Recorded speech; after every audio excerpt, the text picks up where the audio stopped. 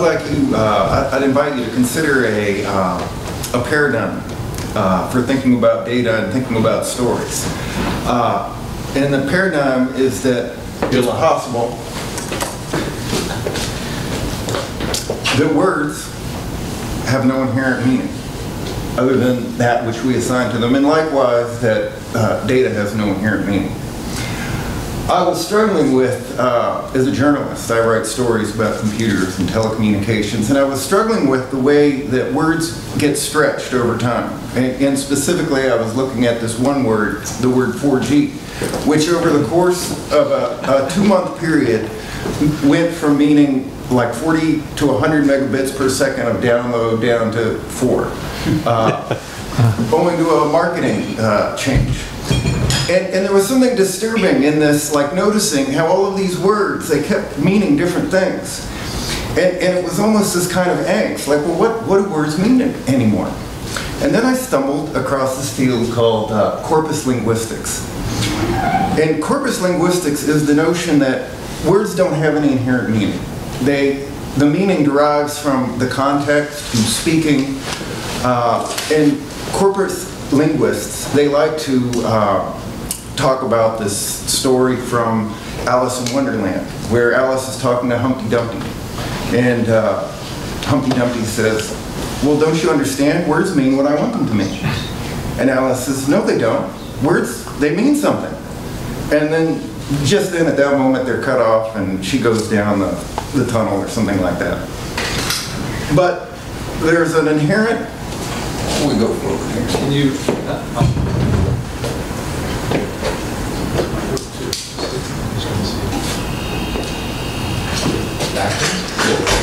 that'll work.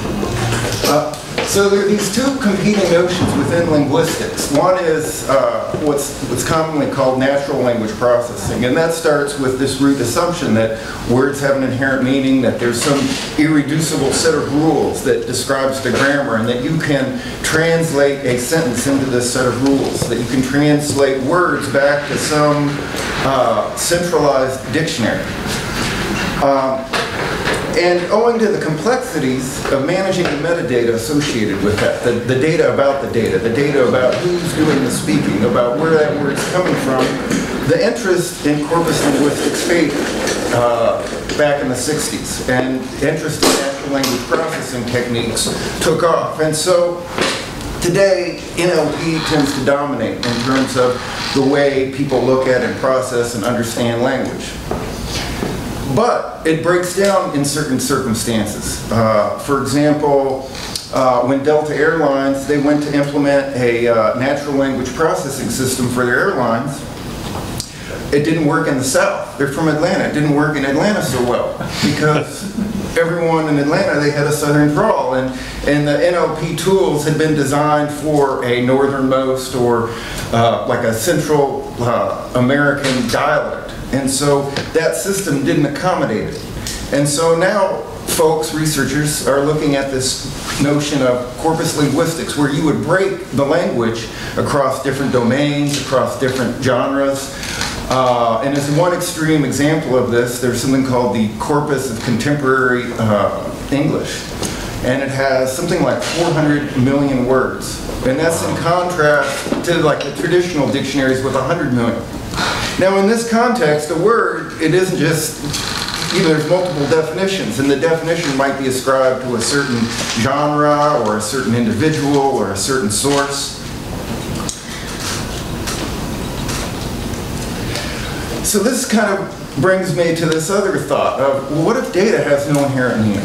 Like what if there isn't a way of reducing like the meaning of a galvanic skin response or changes in your heart rate to some codified, to some exact thing that applies to all people, but that in fact that they correlate, that these different domains like physiology, our behavior, and our communications, they all have data coming in, and perhaps a more appropriate way, a more individualized way of looking at what this data means would involve carrying the metadata along and noticing how these things correlate as opposed to looking at the absolute meaning.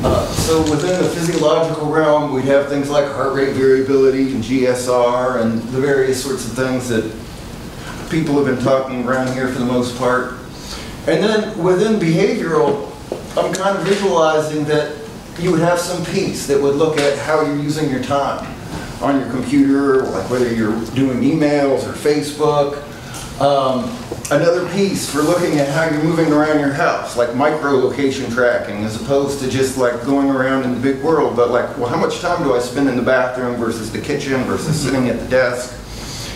And then this infrastructure-mediated sensing is another notion for looking at behavior at a whole house level, developed at the University of Washington, where they look at how they can put a single sensor either on the water, on the electrical system, or within the air vent system to notice how electricity is used in the house, to notice how water is used, to notice the pattern of movement that could be used to understand your behavior or to track like an older person that might have fallen in the bathroom or something like that.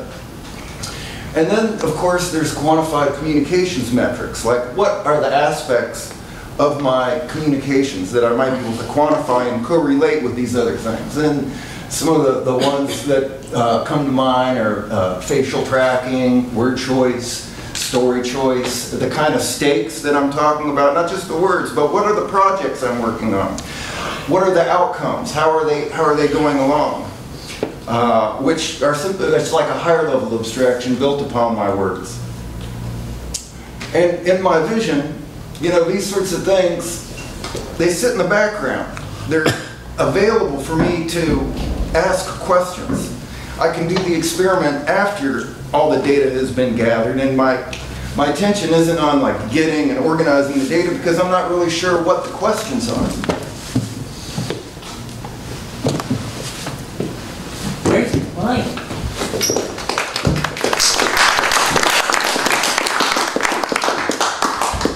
So let's open it up to some questions. I have a couple. I'm going to hold on to them now. So let's.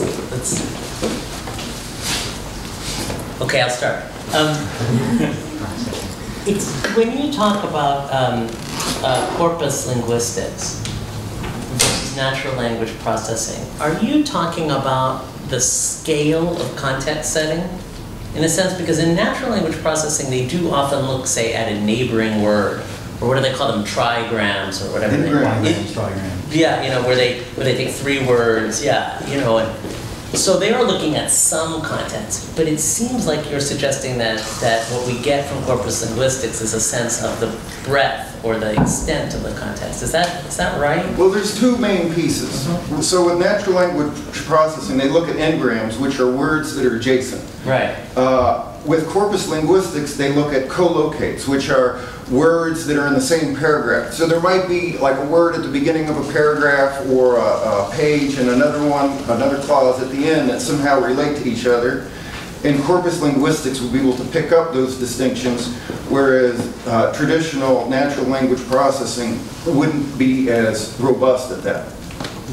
There's a second piece that has to do more with managing the metadata. And that deals with, as you gather all these different sources of information, you have to create a framework for tagging it, like who said it, what was the context, what was going on with them, what's the genre, that sort of thing. Because even in your description, even the co-location is metadata dependent in the sense that you need something that tells you that was a paragraph or that was a page, right? That's not in the words. The words don't tell you that they're on a page. That's you need a page. You need page metadata. And that's done by indexing. So, right. So the way that corpus linguistics, like a corpus linguistics tool like Wordsmith or AntConc works, is you feed it a large body of text and you identify the sources where it came from. Right. It processes that and it generates an index that allows you to look for collocates or word usage or for doing sentiment analysis. Right. Okay. Let's take some others. I mean, this is an interesting dialogue. Yeah. I was curious, is corpus linguistics something, I mean, exists primarily in English, or is this, I mean, given that everything is so global and we have translations of translations of translations, what, you know, in terms of human language, you know, Oh, it applies, people use it on any language. English is very popular just because it's so widely used. And it receives, there's more research on it in Europe than in the US. In the US, most of the language research, from my understanding, tends to be natural language processing focused. Simon. So there's one thing that was said that kind of I couldn't really reconcile, which is you said data has no intrinsic meaning. And like I think of something the opposite where like NLP sometimes comes with, which is data science, where you look at just generic data and you're saying what are the grand characteristics and the traits that define this data set. So is it, say, 3 to 4 dimensions that describe how this thing behaves? And is that behavior how we, say, use language and other things to identify it in our colloquial environment, right? And so, like when you say, like, here's something, a graph that says my heart rate variability, I actually see it's vice versa. It's like if you were to look at, if you knew everything else around that system and had all the inputs and outputs around heart rate variability, you would know that that characteristic and that data that you're reading is that heart rate variability. So I guess like one thing I love the fact that there's context that's very important in like linguistic interpretation, and I struggle to understand when we look at just purely numbers, is it not obvious that these numbers actually have context themselves? And in order to understand that intrinsic behavior that's defined by those numbers, you got to look at that grander metadata. Does that make sense, George? Because I think I followed that question, but it was a little complex, and I just want to know if well, you let me see if I've read it. Yeah. So I guess you know going back to the assertion that data has no inherent meaning. What I'm saying is there's actually 2 ways of looking at words or data for that matter. And one is that there's a reducible meaning and that there's some set of algorithms that can tell you something about what that data means. Basically a matching function. It's a matching function. And with a referent. With a referent. Right. That everyone agrees upon. That's one way to do it. And the other way to do it. And then the other way to do it is to say that there's correlation between things, that there might be correlation between physiology and word choice. Let me put it a different way. You look at the sky and you see a bunch of stars. I think what we did is we looked at the sky and we saw a bunch of dots and we gave meaning onto that. The dots themselves, they have in like a pattern, and we recognize that pattern and it shows us which way is north. But we put that meaning on the data. So I'm saying it's vice versa. It's not always like we're kind of used to these digital systems telling us information. But it's actually, I think it's vice versa. It's that we put meaning onto the digital systems. It's we put meaning on the data. Yeah, I think that's compatible with what you're basically saying. But one of the questions I have is, is Google Translate considered an example of natural language processing or of corpus linguistics? Natural language processing. And why is it an example of natural language processing? Because they don't use a dictionary or a reference set. I don't think. I think what they do is that they just basically look at, they just do an analysis of co-occurrence.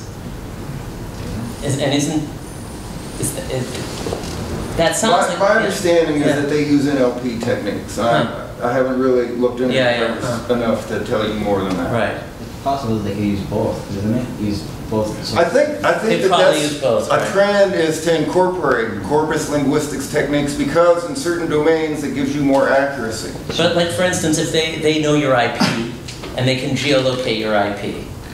So that would be a corpus linguistics technique, right? They could say like you're in California, therefore it's likely that when you said, you know, whatever, when you said something that's... Hang 10. Right. Exactly. That's hanging 10 fish off a hook. Right. Can you think of some other specific examples of corpus linguistics? That was a really nice one there. I like that discussion about it. Oh, so there's WordNick. It's an auto-generated dictionary that's based on like a search of the web, cross-correlated with like new suggestions for new usages for a word. Wordnik. Wordnik's a pretty, yeah, I've seen that, it's pretty cool and a little esoteric, but what about some other examples? I like the Delta example also, where I could kind of understand the practical application. Another domain is in document processing. When they're trying to interpret the meaning of, and they're starting to apply this towards like the Sarbanes-Oxley in terms of how do you file these complex documents? And when there's an important document that relates to risk or security, how can you automatically bring that to the attention of the security officer or the compliance officer within an organization? But it sounds very much like that's what I'm looking for in my review of old videos and new videos for that matter, trying to identify in context or using some kind of artificial intelligence like this to help identify what things I should be looking at more closely. One more question, I saw one. Yeah, mine. Okay, yeah. I work with this a lot in developing synthetic characters for games and synthesized TV shows. And one of the weirdest things is that we as humans, I think, are almost incapable of judging like the outcome of this, like especially your first point there. Like we don't really know. We're prejudiced. We think we're sophisticated beings that have like complex like urges and motives in life and that stuff, and really we want kind of like food and sex and a few other things. There's not much. And if you analyze our motives and our behaviors, actually they get to be like quite simple. But to like prove your first point up here, how would you prove it? Because you almost like need an alien to come down and look at us. What I'm saying is, are we as humans incapable of ever judging if this machine could work that analyzes our urges and innate desires? How would you prove it? I suppose if I set a goal out and I felt like I was getting closer to the goal, then I could prove it. Like, how does a coach work? Like someone who's coaching you along. They have like a goal. They have somewhere they're trying to take you. And you trust them to, you know, tell you how to run or kick the ball or... Mathematical proof. There's no mathematical proof, but maybe some people you're more attracted to, or you see like they're producing results and you want to go work with them. Well, like I'll show you an example later if there's time where my coach, my writing coach, machine, it's a machine, advises me to use some different types of words in my writing. Right. And I don't believe it, and I don't trust it, so I don't consider it a good coach, but the attempt is being made already to do this kind of thing, because it thinks it's modeling me, it's very crude and ineffective model of me says you probably want more diversity in the word choices that you're making. Anyway, we'll get to that though. Yeah. Thank you, George.